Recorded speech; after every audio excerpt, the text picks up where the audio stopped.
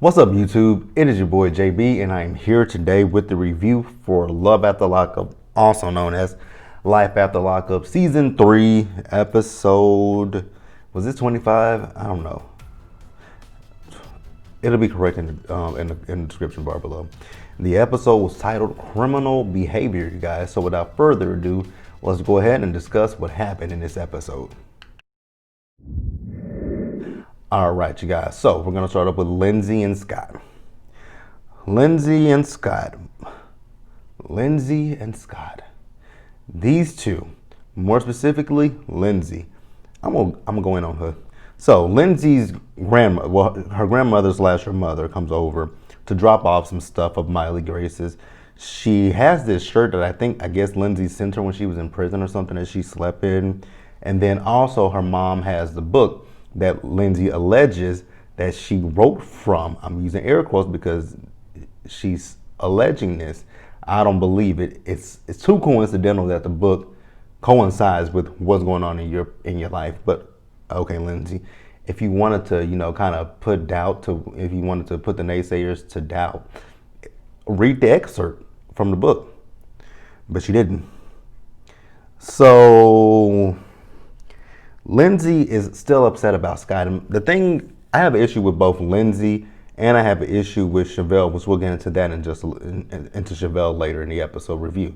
I have an issue with Lindsay because she's talking about, she got her daughter in this house, in this room. But here's my thing. You never really spent time with Scott outside of prison until you got released. And then you moved your daughter in. And then even when you were in prison, you had your daughter around Scott. I just don't understand this with these women. Why introduce your daughter to a man? I mean, yes, you guys might be in a relationship with each other, but why introduce your daughter to a man that you firsthand don't know very much about? Like, you haven't spent, time alone with him. You're dating via, maybe if they do FaceTime or emails, letters, phone calls. You don't truly 100% know this man. And then you got your child around him. And then at that, a young girl. So I have an issue with both Lindsay and Chevelle. And I'm going to talk, like I said, we're going to talk about Chevelle a little bit later in the episode. But that's my issue with both she and my issue with her is not as big as my issue is with Chevelle. But my issue is still the same. You had this girl, you have your daughter living in the house with this man that you barely knew. And then you had him around your child, which you barely knew him. So then Lindsay called Scott, and she went off on him. Talking about it ain't her fault, he ain't got no motherfucking friends and shit like that. I'm like, wait a minute. And so she's up. So the reason why Lindsay is saying this is because Lindsay is upset because Scott sent her a text message talking about the fact that Terabelle, her girlfriend, can't come there and, park her RV in the front yard. And I'm just like, Lindsay, you have life all the way fucked up. If you think that, this man is supposed to be like, oh, let me just have her girlfriend come over and, park her RV in my front yard. Number one, Lindsay, I don't care if it's leased or if he's leasing it or if he bought this house.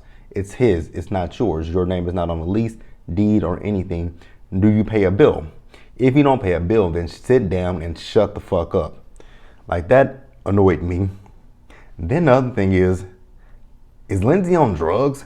Because, like, if you look at her, she looks like she's about to jump out of her skin when she talks. I'm like, are you okay?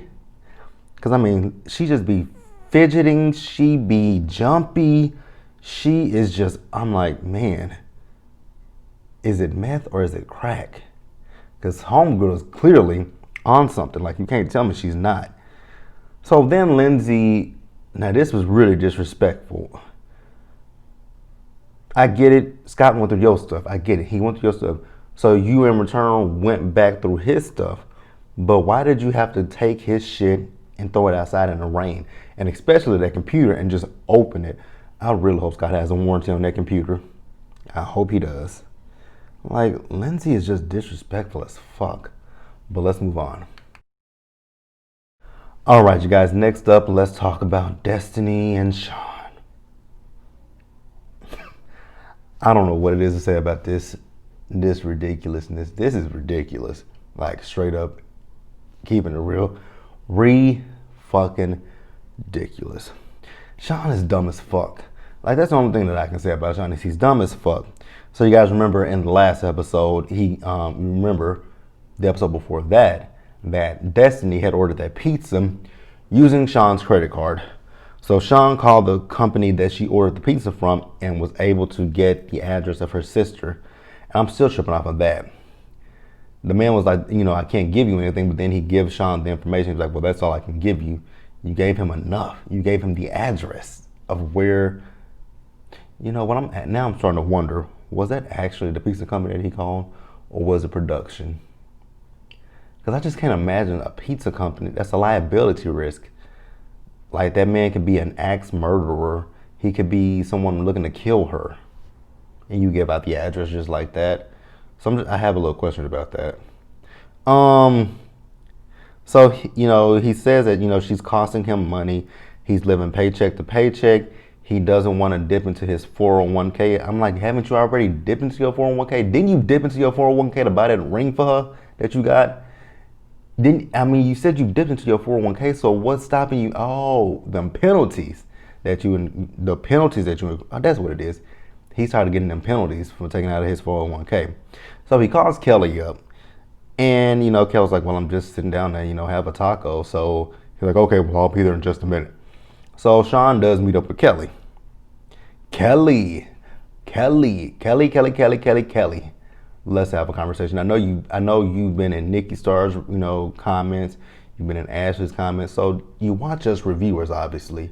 So I don't know if you watch me, but I hope you do, because I'm finna give you some information. I'm just finna school you real quick. I'm finna school you. So sit back, take some notes. So Shawn sat down with Kelly. He asked her for $1,000. Now, Kelly, I don't know. You said no. You should have stuck with no. That you're not giving him $1,000, but then he on guilt trip her talking about the kids. You weren't thinking about your kids when you were spending your frip. You weren't thinking about your kids when you were out spending money on this woman. When you had your daughter in Play-Dohs. Like, that's ridiculous. You got your daughter shopping at a thrift and a consignment store. I don't have no issue with consignment stores. I really don't. I don't have no issues with them. Because I worked for Goodwill for a few months of my life, when I was when I was in college.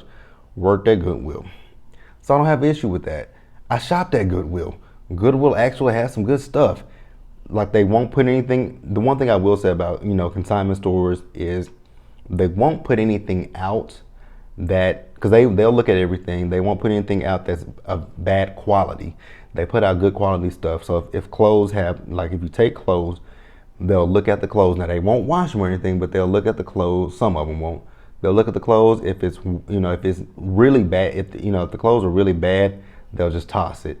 And the same with merchandise. If you give them plates and stuff like that, they'll look at they'll look at everything and say, hey, is this good enough to go outside to sell? If they think it's good enough, they'll send it out. If it's bad, they'll just toss it right back in the trash.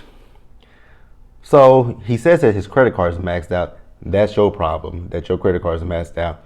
You knew that Destiny took your credit card. Why the fuck didn't you cancel your credit card? That's stupid as fuck. But I'm Kelly, like I said, I'm still a little mad at you for giving him the $1,000. And then she was like, I want $1,000 plus two, another $1,000 on top of that. So I want $2,000 back. Do you think he actually has it? And then here's my next question. Where'd you get $1,000 from? Like, damn, you got money like that? So, Kelly, the lesson I think I've given you this lesson more than once, but you really should take this footage. Because he in this footage, in this scene, he gave you all you needed in child support court. You go file for child support.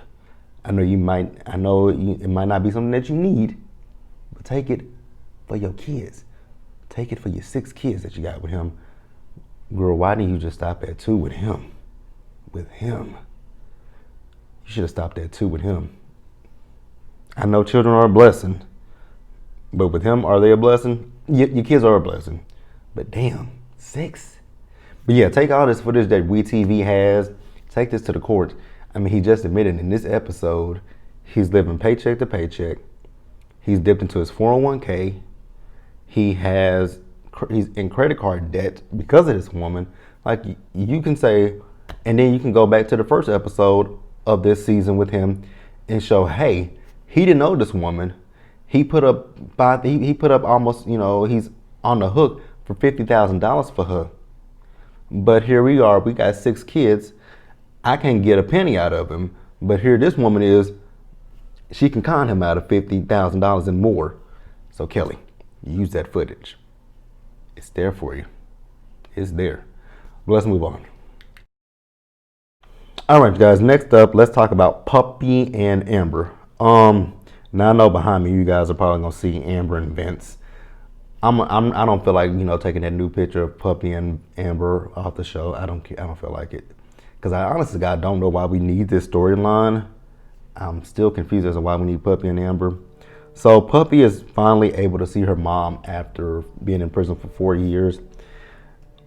With this scene, there wasn't a lot with it. Puppy's mom told her that she may be going through kidney failure and she'll have to get dialysis. And Puppy didn't even know what dialysis was. That's so interesting, because my biological mother is on dialysis currently. Haven't heard from her in a while. Well, I hope she's okay. I actually hope she's okay. I really do. I really hope she's okay. What was I at? Oh yeah, Puppy and Amber. So here's the interesting thing with Puppy and Amber. So we see Puppy and Amber, they're in bed together. Now, I want to say I think Puppy is more into Amber than Amber is into her, but I don't know how to read Amber. I mean, we clearly know she's a lesbian, but girl, because Puppy wanted to have sex with her. Puppy asked her about what's going on between them. Now, I did agree with Amber in that moment what she said. You just got out of jail. Let's take time to, let's just take, some time. Let's let you enjoy being out of prison. Let's see where things go. So I don't think she was wrong in that aspect, but girl, obviously you can tell her, I love you, Puppy. I want to be with you, Puppy. But, you just got out of jail. Let's get you reacclimated to life on the outside world. And then we can talk about our relationship and go from there. That's what you could have said better. But, I mean, in a nutshell, she did say that. But that's it for Puppy and Amber. Let's move on. All right, you guys. Somebody actually called me in the middle of me recording my segment for Lacey, Shane, and John. So I'm going to start it over. So next we have Lacey, Shane, and John. So you guys know that John has been out of jail for 2 days now. And John also found out that Lacey was back with Shane. And, he's just feeling some type of way about that, which I really don't get it. I mean, I know he doesn't know that Lacey is pregnant with Shane's baby. But, I mean, the girl did get you sent back to prison. She got you sent back to jail. Why would you be going back to, it's obviously you're stupid. And Lacey, you're stupid and Lacey has some really great vagina. I'm just going to assume that because I just can't imagine why this man keeps going after her. So, he does text Lacey and he's like, guess who's back? So Lacey gets the text, and I really died laughing at Lacey's phone because you could see that John is saved in her phone as Jailbird John. I really thought that was funny. So we later see that Lacey's dad has come over to the house, and she tells him I have a bouncer that you could help me put together. So while she and her dad are sitting talking, she tells him, so Jean is out of prison, and her dad flipped out, which I understood her dad flipping out. I really did. You're in this relationship with Shane, but you're still entertaining Jean. And she said to the producer that she still has feelings for Jean. Okay, so I'm coming out of character for a minute. So she still has feelings for John, and are you serious? You're married to Shane. You're having a baby with Shane, but you still got feelings for John. Make that shit make sense. So her dad was telling her that she needed to tell Shane before John just, up and shows up at the house and things go from bad to worse, with Shane being on probation, and I'm pretty sure John's on probation as well. And Lacey's like, well, I'm not gonna tell Shane. I'm like, why not? Honestly, I've said this before. Lacey likes the drama. That's what it is with Lacey. She likes the drama. She likes having two men fight over. I think it is an ego boost for her. I really do. But girl, come on. With you having a baby with this man, it's time to grow up. I mean, you already got 3 kids. Now you're gonna add a 4th one to the mix. Grow up, Lacey. That's all I gotta say. Let's move on. All right, you guys. Next up, let's talk about Quail On Kweilyn, and Chevelle and her gums. So, Quail On Kweilyn, he calls Chevelle from he blocks his number. I'm like, man, if that was me, even if production told me, hey, Quail On is about, because Chevelle knew it was Quail On when she answered the phone. She knew it was him, because the cameras are right there in your face, so obviously you know that, hey, he's about to call me. So she answered the phone. He's like, well, I got to call you private. Shit, you'd be lucky to call me. You'd be lucky to call me, period, because you will be blocked. See, and that's what another thing that's with Chevelle. Chevelle likes the same. She likes this shit as well.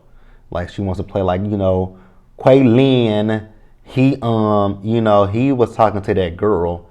Yeah, you might be upset about him talking to Shy. I get that, understandable. But if you were that upset, like your family said, her family said delete his contact number. She can delete his contact number, but it's probably up in her brain.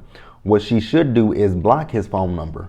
But she can she can easily unblock that. Like, yeah, they like this cat and mouse game. Now here is where my issue comes in with Chevelle. So when Quail On Kweilyn called, Maila was sitting next to her, and Maila was like, "Is that Daddy?"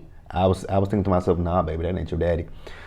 The real question is, where is her daddy? Like, where's her biological father at? That's sad. Like, I don't understand people who do that. I really don't. Like, it's one thing to date somebody and you can introduce them to your child. That's fine. Once you have really felt that you know something about this person, I say maybe 6 to 10 months down the line. If you feel like this is a solid person that's going to be in your life for a while, then yes, you can introduce them to your child. But for Chevelle and also with Lindsay, it's the flip for both of them. Lacey was in prison, Chevelle was not. But it's still, somebody that they didn't know. And the issue, like I said, the issue that I have with Chevelle is the fact that Maila calls him daddy. He's not your daddy.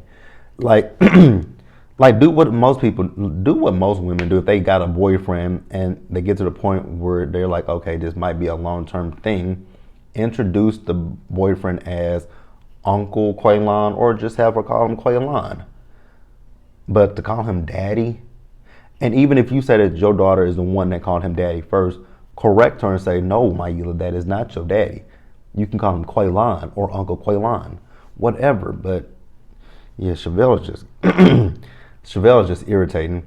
So Kweilyn is trying to apologize to her. She says she's not accepting the apology. And then she tells him she's not going to be in Kansas City. She's going to Branson, Missouri? Okay, I guess. That's it for them. Annoying. All right, you guys, and then let's wrap the episode up. So this one is not a lot. So it's Brittney and her mom. So you guys remember, so Brittney went to that hotel room and she was talking to her mom about, getting help. And her mom was like, okay, will you go with me? I didn't think that was a good idea from the jump for Brittney to go with her mom. I felt like Brittney's mom needs to seek, treatment on her own. Because I felt like, I felt like this, I didn't say it in the video, but I felt that this would happen. I felt like, if Brittney sat down with her mom, any true counselor or therapist, they're going to want to explore your, what happened in your past and what led you to making the decisions that you've made. So I knew that they sat down, Brittney was going to, open up and be like, Her mom was on drugs.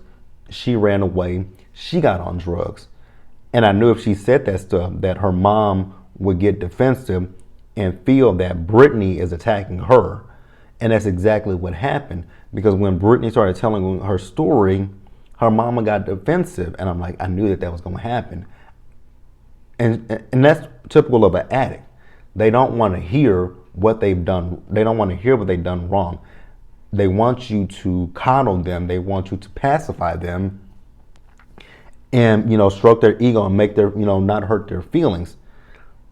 But it's not, I don't understand how telling the truth would hurt your feelings. That's something I never understand. I'd rather you tell me the truth than to lie to me and then, most people are not like that, but I prefer truth, honesty. I can handle that. I can handle you being upfront with me, telling me you were not the best parent to me. You got addicted to drugs. And then her mom was talking about, I don't do those drugs that I was doing years ago. And Brittney was like, no, you don't, but you are addicted to, pain medication. And then, she was talking about the fact that, her mom drinks beer. And she was like, I only have two. I've only had drink maybe two. And then production rolled that footage back when she was at the hotel. You had one bottle and three or four cans around that. And then even the counselor said, well, it's not good to mix alcohol with your medication. That offsets it. Don't I know? Because a person that my mom used to work for a long time ago, she was a pill popping alcoholic. She would take hydrocodone and she would drink wine together. And I was like, wait a minute, and when she would drink take the pills, she would take it with some wine. She wouldn't drink water or nothing. She would drink it with the wine and mix them together. And I'm just like, that offsets it. Because I saw one, I'm like, is she drinking that with? You're like, yep, don't even say nothing. We tried to tell her. Because her daughter would get on, I'm like, nobody says anything? Okay. But, Brittney's mom got upset and she walked out. But then, they got her to come back in and, she and Brittney embrace each other. But honestly, Brittney, I really feel that you at this point just need to let your mom handle her own issues, because she's going to continue to just throw. And she, like Brittney said, she got defensive. She started lying. That's what that's what addicts do. So I think it might be best for her to seek treatment on her own. And if a therapist or a counselor has a family day that they want you to come in at, then you do that. But for right now, I feel it is best that your mom gets the help on her own. But you guys, that was Life After Lockup. Be sure to like this video, leave your comments, and subscribe to the channel. Also, you guys, I have a planner channel. I meant to say that in the beginning of this video. I have a planner channel. Please click the link in the description bar. Go over there, subscribe. There are 2 videos that I posted yesterday. And do me a solid favor, you guys. Stay safe out there. Take care of yourselves. Remember, wear your mask, wash your hands, and socially distance. And we will all get through this together. So that's it, you guys. I will see you guys later tomorrow for Power Book 2 and Real Housewives of Atlanta. Bye, guys.